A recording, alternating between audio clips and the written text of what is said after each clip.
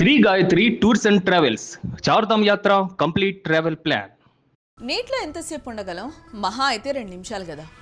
లేదంటే బాగా ప్రాక్టీస్ ఉన్నవారైతే మరో 2 నిమిషాలు ఎక్కువ ఉండగలరేమో. బట్ ఒక దొంగ మాత్రం ఏకంగా 5 గంటల పాటు నీటి అడుగునే ఉండిపోయాడు. వినడానికి విడ్డూరంగా ఉన్న ఇదే జరిగిందే.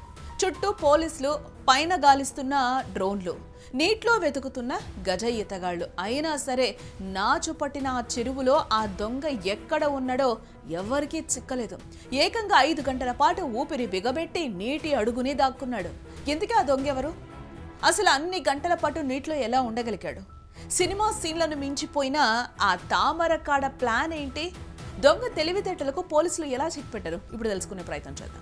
మధ్యప్రదేశ్లోని సిహోరా రైల్వే స్టేషన్ పరిధిలో ఒక రియల్ లైఫ్ క్రైమ్ థ్రిల్లర్ చోటు చేసుకుందని చెప్పుకోవచ్చు. రైళ్లలో చోరీలకు పాల్పడే హర్వీందర్ సింగ్ అనే మోస్ట్ వాంటెడ్ దొంగ పోలీసుల నుంచి తప్పించుకోవడానికి చేసిన ప్రయత్నం అయితే అందరినీ విస్మయానికి గురి చేసిందని కూడా చెప్పుకోవచ్చు. రైల్లో ఒక మహిళా ప్రయాణికురాలి పర్సు కొట్టేయడానికి ప్రయత్నిస్తుండగా హర్వీందర్ దొరికిపోయాడు.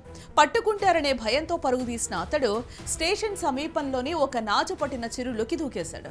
ఇక అక్కడి నుంచి అసలు కథ మొదలైందని చెప్పుకోవచ్చు. సినిమాల్లో హీరోలు లేదా విలన్లు నీటి అడుగున దాక్కున్నట్టుగానే అతడు చెరువులో దాక్కున్నాడు. శ్వాస పీల్చుకునేందుకు షాకింగ్ ప్లానే వేశాడు. హర్వీందర్ ఒక తామర కాండాన్ని గొట్టంలా వాడుకుంటూ నీటి అడుగునే శ్వాస పీల్చుకున్నాడు.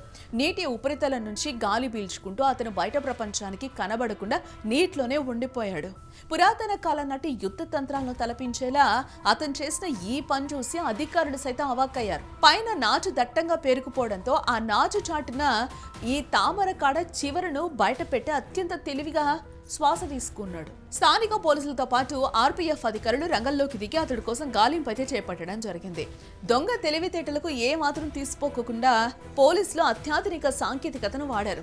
చెరువు మొత్తాన్ని గాలించి పైనుంచి పర్యవేక్షించారు. డ్రోన్లతో నిఘా వేశారు. నీటి అడుగున గాలించడానికి ప్రొఫెషనల్ డైవర్లను రంగంలోకి దించారు. చివరకు పోలీసుల వ్యూహం ఫలించి ఆ నాచు పొరల మధ్య దాగిన గొట్టం లాంటి ఆధారాన్ని గుర్తించి హర్వీందర్ను బయటకు లాగారు. దీంతో 5 గంటల డ్రామా ముగిసిందని చెప్పుకోవచ్చు. అయితే అతను అంతసేపు నీటిలో ఎలా ప్రాణాలతో ఉన్నాడో తెలిసి పోలీసులు కూడా విస్తుపోయారంట. ఇతగాడు మామూలు దొంగ కాదు, అంతర్రాష్ట్ర నేరగాడు. ఇతని నేర చరిత్ర చూస్తే పోలీసులు కూడా షాక్ అయిపోయారంట. మహారాష్ట్ర, కేరళ, ఆంధ్రప్రదేశ్ రాష్ట్రాల్లో కలిపి ఇతనిపై 21కి పైగా కేసులున్నాయంట. దాదాపు 400కి పైగా రైల్వే దొంగతనాల్లో ఇతని హస్తం ఉన్నట్లుగా ఆరోపణలు కూడా ఉన్నాయి.